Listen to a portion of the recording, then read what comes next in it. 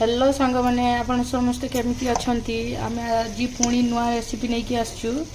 ये मटन कषा होची हमर आज लंच रे मटन कषा होची।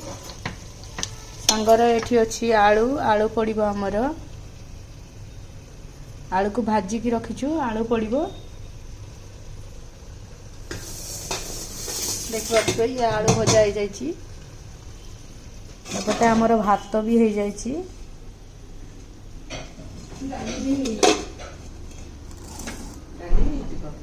आमर डाली भी हो जाइछि सांगरे। ये देखि पारथुए ये सलाड आमर सलाड भी हो जाइछि। दही पड़ो साथी रे दही पड़िबो आमर एथिरे। एबे आमे मटन रे आलू पकेइबू।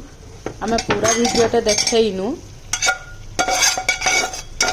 कहीं ना आमे टिके बहुत व्यस्त रे थिलु सेति भाई टिके जल्दी जल्दी ये कर देछु। खाइला बेले व्यस्त हो रहबे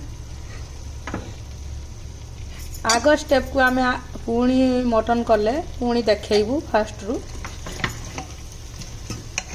एबे आमे ये कसी की थिला बोलो कि कसा हो जाइछि खाली आलू पड़िला एथरे एथरे आलू पड़िला देखबा तुबे ताको बोलो कि घांटीबे।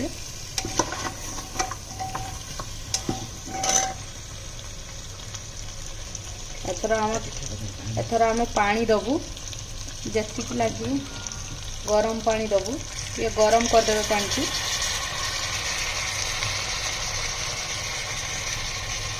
गरम पानी दबू जेतिक लागिबो सिझिबा ये रे बेसी आमे झोल करिबुनी काहेकि ना हमको बेसी झोड़ा पसंद नुह।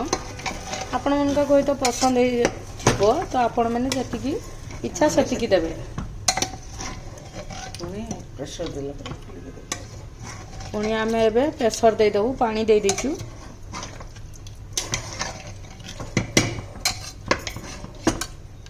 एबे आमे प्रेशर दे देबू देखि पारथुए मटन टा भलो की कषा हो जाइछि।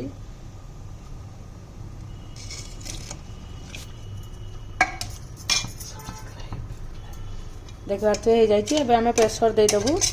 आपण मन को जदी भलो लागिथिबो आपण माने लाइक सब्सक्राइब करने को भूलिबेनी। टाटा।